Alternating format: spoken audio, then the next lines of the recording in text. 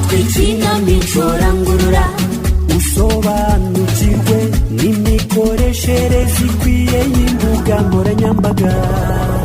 Natani yakiriye amakuru y'uko agatakwa atwite arabyifata mate. Vestine wakomeje guhangayikishwa n'uburwayi bw'umukobwa we. Ni mu ikinamico rangurura. Ubu ntubona ko nta kintu kikuregama mu nda koko mwana wa? Umenya ari cyo gikoma maye kimeze ukuntu harima.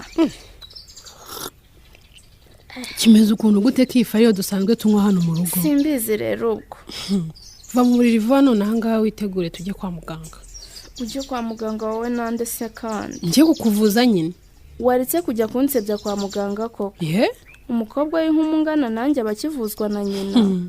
None ufashwe n'ise rero ukitura hasi uri wenyine. Ndakwinginze jya mu mirimo yawe mama. Nejo sinjye wabonye nyira papa. Ubu koko ababyeyi bawe kukwitaho bibaye ikibazo? Mfite imbaraga n'ukuri nta kibazo. Ntazifite nibwo mwamerekeza. Umuntu waraye utariye ukaba ubyutse uruka n'agakoma wari ushyize mu nda urumva nakureka gutyo? Sinjye bikwisabiye mama. Sijya kuri salode kwafira abakiriya bawe bataza bakakubura. Ndashaka kukwijyanira. Wakongera kubura indwara ngahita nshaka umumotari nkajya kukuvuza muri gakondo rwose. Ntukwiye gutengwa abakiriya bawe ngo waherekeje umukobwa ungana gutya kwa muganga mama. Kandi mfite imbaraga zo kwicyana. Ubu ndisimbi imyaka 6 koko. Uburega uranshwishurije burundu. Ntushaka ko nguherekeza muko? Jya mu kazi kawe mfite telefone ngize ikibazo naguhamagara. Ko mbona utabyemeye. Uri umwana ntuzi impungenge z'umubyeyi mwana wa? Ntacyo mba yewe. Nako nta n'ikibazo mfite. Nta muriro mfite nta n'ahantu hanjye. Kuko ibinini ejo muganga yampaye byanyijije ububabare. Aha ndakuzi muko uratsimbarara pe. Ariko umenye niba wumva utameze neza uhita umpamagara. Cyangwa rero itegure vuba ngo uhamagarire mutara kujyanye. Kubera icyo mbwira cyo hano Marie. Mva nyamara rero uzabwira abandi bacuruzi binaha ibanga ukoresha kugira ngo bakwigireho. Sinkumva neza. None se uncuruza kurusha abandi koko? Uzi kwamamaza kubarusha? Ndagerageza ariko ndumva nta bantu barenze 2 banyamamariza. Aha, kandi papetere yawe iri ahantu hose ku mbuga nkoranyambaga. Ngo iki? Mva hagarara gato nkwereke. Kanzane nkwereke reba. Nk'uyu munyamakuru witwa Mafene muziranye he? Ubwa mbere mubonye pe? Suyu wenyine rero. Ni benshi bashyizeho papetere yawe. Nari ntarajya online kuko telefone yanjye Kabarisa yarayinti yayikoresha mu masomo yayimaramo umuriro.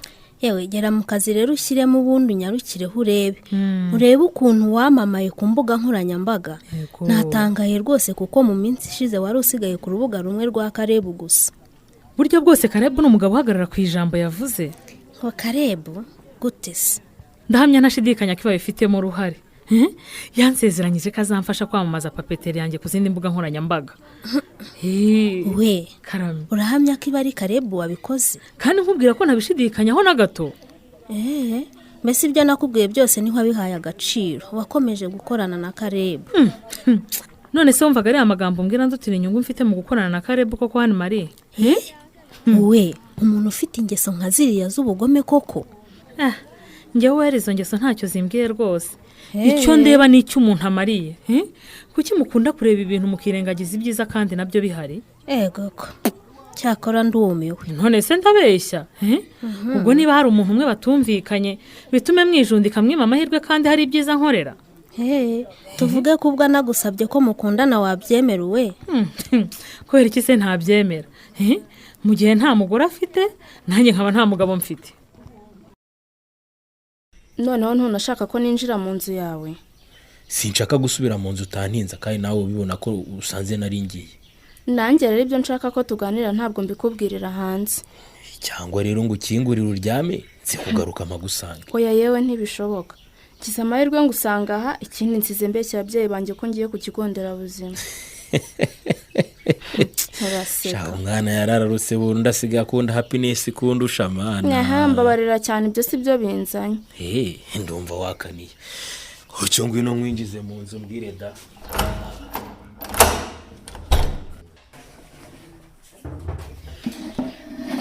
Cyo ngaho ni karibu mbwire. Habaye iki ko mbona wirishije Karungu? Nata. Size mbeshya ababyeyi banjye ko ngiye ku kigo nderabuzima kugira ngo umuntu ukonza hano kukureba. yewe wari unkumbuye ndabyumva ariko rwose nawe si urabona ibyo yewe hari ikibazo gikomeye kinzanye. ikibazo ufite kimeze gite ngo mpite ngishakira umuti none bebe? Kirakomeye cyane kandi rero wowe wenyine ni wowe wakinyemurira. ariko se wabaye iki mukobwa mwiza? wambwiye ko nta munezero ukeneye, ikindi kandi urantunguye. washoboraga kumpamagara kuri telefone ukambwira ko nshaka ngasubika izindi gahunda zose nkaguharira umwanya.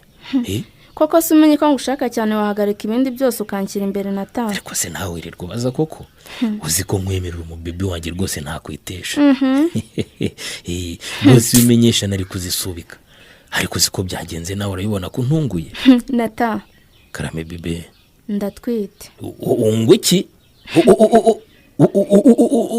ugize wowe? njyewe agatako ndatwite. impossible ntibishoboka. agatako karame, umukobwa witonda gutyo ninde watinyutse kugutera inda koko? ariko abantu barahangara. muretse gato Nata, niho utinyuka ukambaza ngo ninde wanteye inda? none ntamukubaza ntushaka kumumbwira se?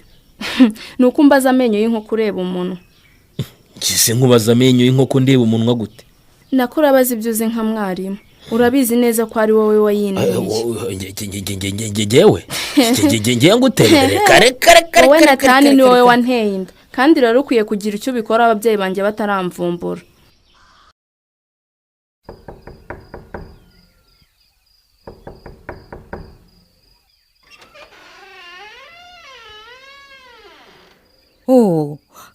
karibu rwose. urakoze cyane. uzi ko iyo ntubura umutwe ngo nkubonere mu kirahure ntari kumenya ko hari umuntu ukomanga. ni ukuri nakubeshye nari nihebye ngiye kwigendera. yewe ni karibu rwose, muri hangana rero sindakora isuku, nabyukiye imbere ya kompiyuta. ndabibona.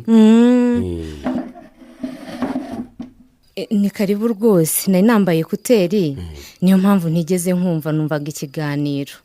niko kazi kanyerega, ntabwo nabikurenganyiriza. shaka akazi kacu kadusaba gupfuka amatwi ngo twumve ibyacu twenyine kugira ngo tudasakuriza abaturanyi. munzaniye inkuru ishyushye se? ariko abanyamakuru mukunda inkuru koko. njya kwa Natani yambona ati nizere kuzanye inkuru ishyushye. nahura na Karebu ati none ufite iyihe nkuru ishyushye? none nawe nicyo kintu nyakirije. erega izina ryacu rirabitwemerera, twitwa abanyamakuru, niyo mpamvu tugomba gukunda inkuru. urebye rero nta nkuru ishyushye nkuzaniye. katari ibisanzwe we kuza kundeba iwanjye noneho mu gitondo. shaka teni serivisi nje kugusaba pe. muranshakaho serivisi imeze itubwo karibuso yo kwamamaza pe. hari ikibazo se? hari uwanga ibyiza biba bimwizaniye? urashaka se ko nkwamamariza iki? kakazi kawe k'ubusherisheri? urebye ntukongera kunyamamariza papeteri yawe wera kuri cano yawe. se wampamagaye umbwira ngo mbihagarikera? yewe akabazo kari kavutse hagati yacu karakemutse, wakongera rero ukamwamamariza. icyo mfase kari uko munyishyura kongera kuyamamaza ni nk'ako kanya rwose. ibyo nabyo twabireba nta kibazo, ariko nyine nawe ugashyiramo ubuvandimwe kati. humura rwose. ubu se tuvuge ko utekereza ko isaha yahagaze itakiri gutembera? ndabizi ko idahagaze, ariko nawe ntacyo uransubiza ku kibazo mfite Nata. ubu nta kindi ntekereza uretse umuntu ntegereje ngo dukorane ikiganiro.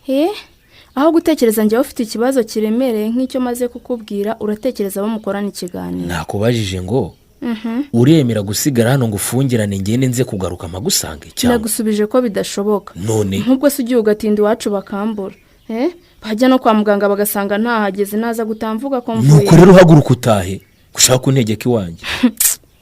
ariko Nata, ubu wirengagije ko nanagusabye ko twakwikingira ukabyanga. none ibibazo biravutse ntushaka kunyumva. ariko se baby, ndakumva n'ukuri sibyo? ndakumva cyane, ariko rwose buke ko wahagaritse akazi wasanze ngiyemo. nanjye ariko ubuzima bwanjye burasa n'ubuhagaze Nata. ikibazo ufite ndacyumva neza sibyo, kandi niteguye kugufasha kugikemura. icyo nicyo nashakaga kumva kare kose. agatako nyine nanjye ukibimbwira urumva byantunguye. erega kubyara ntabwo ari ugukina. ntabwo ari ugukina nyine, niyo mpamvu bimpangayikishije. none se uramfasha kugikemura gute? ngomba kubanza gutekereza tukareba uko tubigenza. ni ukwihutisha ubukwe rero kuko rwose ababyeyi banjye bumvise ngo ndatwite banyivugana pe. ubuki ubukwe none nubwo twajya mu murenge gusa tukabana inda itaragaragara ntacyo byaba bitwaye. ariko nawe uri umutesi koko ntuzi kuvuga ubukwe nk'aho ari ikintu cyoroshye. ibintu ni bibiri rero, turihutisha ubukwe cyangwa ushaka amafaranga iyi nda tuyikuremo, kuko sinabyarira mu rugo rwa Munyanyindi na Vestine ngo bingwe amahoro. Agatako karame, ndagusabye rwose ngo mbabarire uhaguruke utahe njye ku kazi, ibindi turabitekerezaho nyuma. Nata ndabibona ko udahari, ikigushishikaje ni akazi kawe. nubwo akazi ari ngombwa ariko ni mamo y'Imana ntikaruta umukobwa nkunda. Agatako urabizi ndagukunda cyane, ni mamo y'Imana rwose nanakwimanika ku bwawe, ariko nyumva nyine nanjye ndagukunda kandi ndabizi ko ngufatiranye wari ugiye ku kazi, ariko wikomeza kukavuga tutarumvikana igisubizo cy'inda nwite. mwijeje ko ndi burare ngusubije nukuri sheri wanjye. ntumbeshya Nata, ndi imbere yawe n'Imana ndabara nguhaye igisubizo koko sinshobora kuguterana kandi ngukunda. gusa uramenya Agatako, uramenya ndamenya ikizi nkuko kugira ngo twite ibyabaye byabereye hagati yacu turi babiri, iby'uko twite nabyo bihamye hagati yacu. ese ubwo numva nakwimena inda koko? iryo banga urikomereho kugeza tubonye igisubizo. kandi Karebe icyo nicyo mfa nawe, nta kintu umuntu ashobora gukora ngo ubure icyo ukinenga. none se Kati, Karame, ubu rwose ngende ku mwana twiganya gwe mu makosa buri gihe. umva Kare, si uko ntazi ibyo twize, si nuko ntazi icyo kuba umunyamakuru w'umwuga bisaba, ariko si buri gihe umuntu yabikora gutyo. Nge rero ni buri gihe. none se Kare, ubu noneho ko iyi nkuru umaze kuyireba urayinenga iki? ibyo wajya kuvuga by'impande zombi birimo, ntaho ibogamye, urayinenga iki? hari ikiburamo cy'ingenzi kitatuma nyishyira kuri cano yanjye. ni ikihe se nyine? ko wavugaga ko umunyamakuru agomba kwegera impande zombi kugira ngo amenye ukuri nyako, haba nabikoze, urayinenga iki? iyi nkuru washyize kuri cano yawe ntabwo ifite inkomoko y'inkuru. ariko noneho ndumiwe. none zi inkomoko yayo ni iyihe? ntore munyumvire Karebu. kugira ngo utambutse inkuru mu buryo bwuje ubuziranenge nk'umunyamakuru w'umwuga, ugomba kugaragaza inkomoko y'ayo makuru kugira ngo abe yizewe. Kare, none se ntubona ko abampaye amakuru ari bo nkomoko yayo? ni ibintu bibiri bitandukanye. umuntu yaguhaye amakuru nibyo, inkuru yaguhaye si ye ku giti cye. ni ingenzi cyane no gucukumbura akakubwira inkomoko yayo kugira ngo amakuru uhawe aba yizewe. sha wowe kuzabona inkuru yujuje ibyo byose uvuga utambutsa bizakugora. ndabizi ko bivuna ariko ni ngombwa cyane buriya kugaragaza inkomoko y'amakuru, ndetse byaba ngombwa ukanavuga aho wakuye amakuru nyirizina. none se ko ababimbwiye nabo babibwiwe n'abandi? none se ubwirwa n'iki ko batakubwiye ibihuha? kuki utafashe inzira ngo ujye aho bakubwiye inkuru yabereye uyahabwe na ba nyirayo by'ukuri, niba na ngombwa unahavuge. Karebu rwose nawe ntukajye ukabya. tega amatwi ikinamico rangurura usobanukirwe n'imikoreshereze ikwiye y'imbuga nkoranyambaga. Kati ukomeje kwanga inama agirwa amaherezo yazaba yahe? ntuzacikwe n'ikinamico rangurura y'ubutaha. ikinamico rangurura muyigezwaho n'umuryango nterankunga w'Abanyanoruveje n'umuryango uharanira uburenganzira bwa muntu n'iterambere mu karere k'ibiyaga bigari ku nkunga y'umuryango w'ubumwe bw'ibihugu by'i Burayi, mukayitegurirwa n'Urunana Development Communication.